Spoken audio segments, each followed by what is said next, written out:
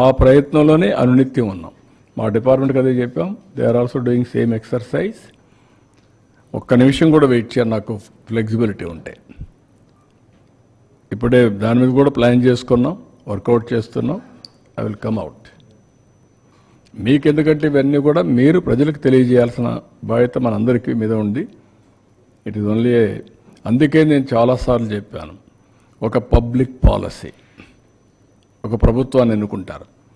ప్రభుత్వం ఒక public policy ద్వారా ప్రజల జీవితాలను మారుస్తారు. ఇప్పుడు మీరు ఇక్కడ ఫిగర్స్ చూశారు. ఐటీకి ప్రాధాన్యత ఇచ్చాం, ఇన్ఫ్రాస్ట్రక్చర్కి ప్రాధాన్యత ఇచ్చాం. ఈరోజు తెలంగాణ రాష్ట్రం హైయెస్ట్ పర్ క్యాపిటల్ ఇన్కమ్ ఉంది బికాస్ ఆఫ్ దట్ పాలసీస్. ఈరోజు మేము తీసుకునే పాలసీస్ కూడా లాస్ట్ టైం 48,000 కోట్ల రూపాయలు ఖర్చు పెట్టాం. ఏది ఇరిగేషన్, ఇక్కడ మాత్రం నీరు చెట్లో పెట్టాం, నరేగాలో పెట్టాం. 68,000 70,000 కోట్లు ఖర్చు పెట్టాం.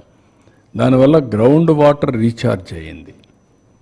ఈ సంవత్సరం మీరు చూస్తే 65% యాజ్ ఆన్ టుడే రిజర్వాయర్లో వాటర్ ఉండే పరిస్థితికి వచ్చింది. 35% మనం వాడే పరిస్థితికి వచ్చాం యాజ్ ఆన్ టుడే. అది పెద్ద సంపద. నెక్స్ట్ ఇయర్కు జూన్లోనే పంటకు నీళ్ళు ఇస్తాం. రాయలసీమలో ఏది కూడా హార్టికల్చర్కి ఇబ్బంది లేకుండా నీళ్ళు ఇస్తాం. It is a continuous process. ఇవన్నీ ఈ విధంగా వెల్త్ క్రియేట్ చేయడానికి మనం ఖర్చు పెట్టే డబ్బులు కూడా ఉపయోగపడాలి.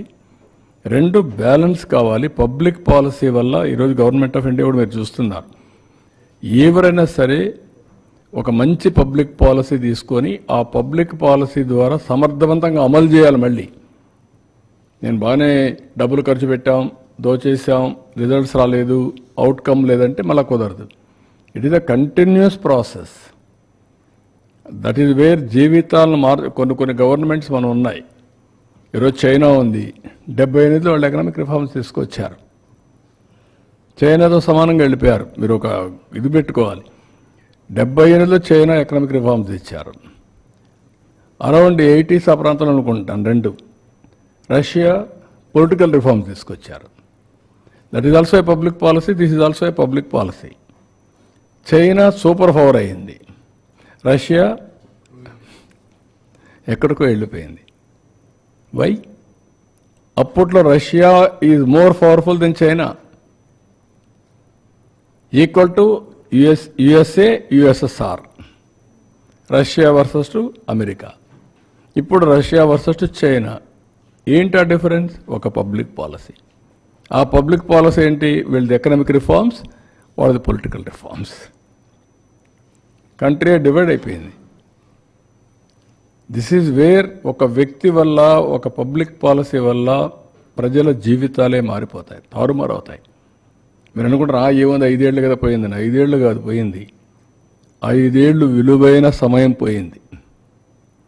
మళ్ళా తిరిగి కోలుకోలేని సమయం. నేను అందుకే చూపించాను అక్కడ 15% కానీ మళ్ళీ గ్రోత్ వచ్చుంటే ఎక్కడికి వెళ్ళేవాళ్ళం? ఇన్ని ఇబ్బందులు వచ్చేటివి కాదు.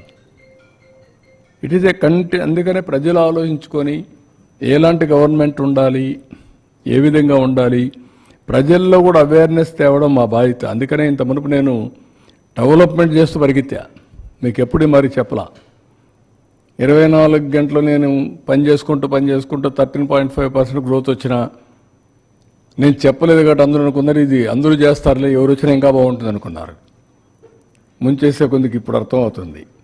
అందుకని 93% స్ట్రైక్ రేట్ ఇచ్చారు. కానీ ఇబ్బందులు ఒకటేసారి అధిగమించలేం కదా. జరిగిన నష్టాన్ని ఇంక 10 ఏళ్ళు పడుతుందా, 15 ఏళ్ళు? వారు చెప్పిన ఇప్పుడు 9,75,000 వడ్డీ కట్టాలా, రీపేమెంట్ చేయాలా, మళ్ళీ ఆదాయాన్ని పెంచాలా, మళ్ళా వెల్ఫేర్ ఇవ్వాలి.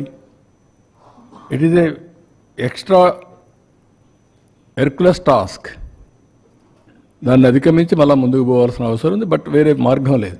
నన్ను చాలామంది అడిగారు, చాలాసార్లు అడిగారు, మీరు సెట్ చేయగలుగుతారని అడిగారు. అనుమానం. ఎకానమిస్ట్ అడిగారు, వీలవుతుందా, మీ వల్ల అవుతుందా, ఇవన్నీ అవుతాయా అని అడిగారు. వేరే ఆప్షన్ లేదని చెప్పాను నేను. There is no option.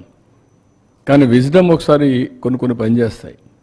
ఆ విజ్డమ్లో మేము ఎన్డీఏలో పార్ట్నర్స్ కావడం, వాళ్ళు కూడా కలిసి రావడం, కనీసం ఈరోజు ఈ ప్రాజెక్ట్స్ అన్నీ మళ్ళా సెట్ చేసి లైన్లో పెట్టాం కాబట్టి కొంత హోప్, రివైవల్ స్టార్ట్ అయింది. అది కూడా లేదనుకోండి, పెనం నుంచి పొయ్యిలో పడినట్టండి అది.